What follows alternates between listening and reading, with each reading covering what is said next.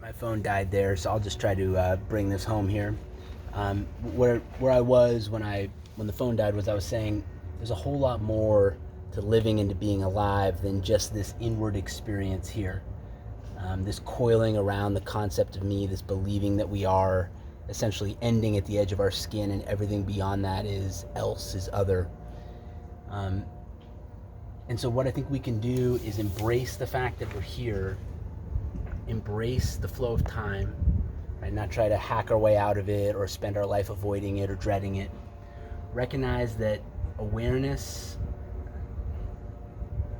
plus experience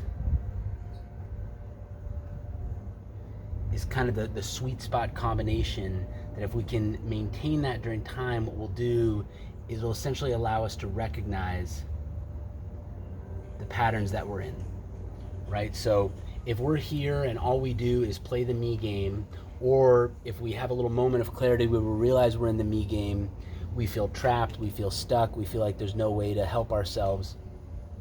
So we either, fly off into some addictive pattern, fly off into some destructive pattern, or just coil more tightly around ourselves. A, if that happens, it's perfect as it happens. And B, we're going to suffer a lot as it happens, right? And that's something we're going to realize. So if in time we expand awareness, right, and allow ourselves to experience things as they are, feeling our feelings, right, noticing our thoughts, feeling our emotions as they come, and if as much as possible we can try not to just stay in the noodle up here of thinking what we already think, right, feeling what we already feel, can instead decognize, right, let that go, re-engage our senses, right?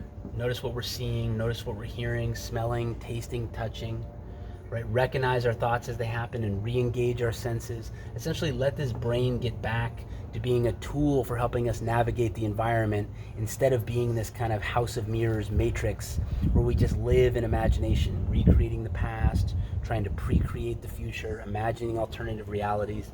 That's what we're using this thing for, and I think that's why we keep getting stuck and keep getting caught up in these games.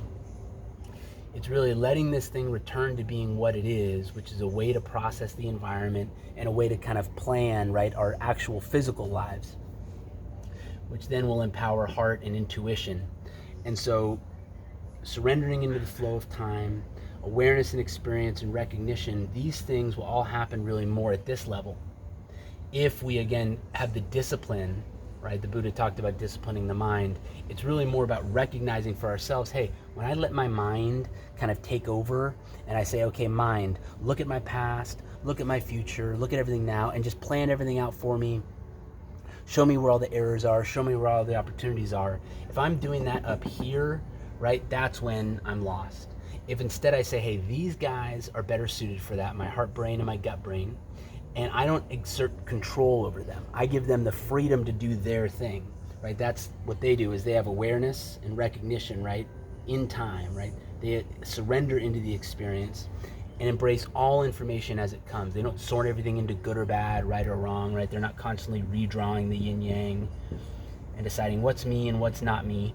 They just take everything as it comes and essentially organize it and assimilate it on their level, which is at a level of depth and complexity and interconnectedness this thing could never possibly comprehend. And so if we just retrain our brains again and again, this thing is good for sensing the environment and for planning discrete tasks, right? Carrying out concrete plans. For doing the laundry, good, right? For finding our true purpose in life, here, right? Stopping and smelling the roses, hey, recognizing an opportunity, good, right? Recognizing what our true calling could be, where our patterns of self-destructiveness and self-limitation are, that's down here. And so again, surrendering the flow of time, trusting recognition, allowing recognition to happen on this level, not constantly capturing recognition back here and coveting it, holding it, wrapping around it, trying to squeeze the meaning out of it to hurry our way out of time, hurry our way out of experience.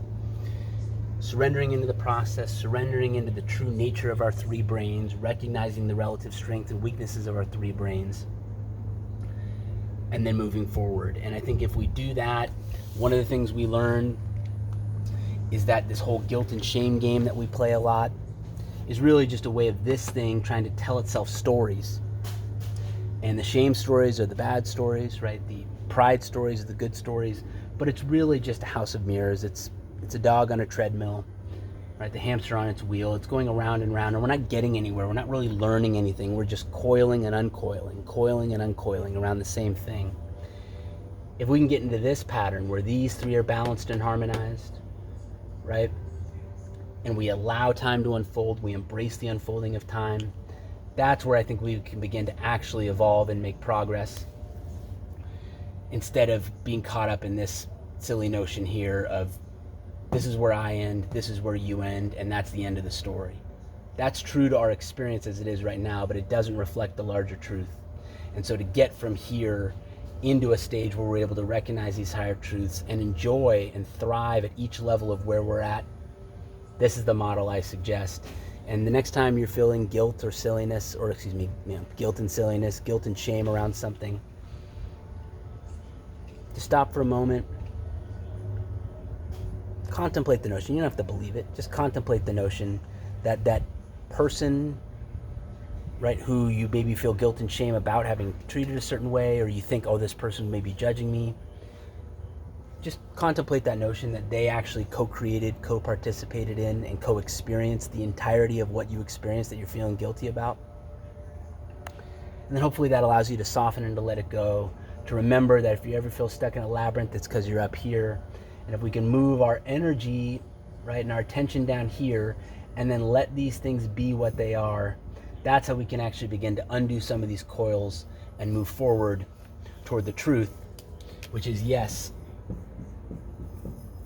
I have an experience with this body that down here you don't have. You have an experience with this body that I don't have.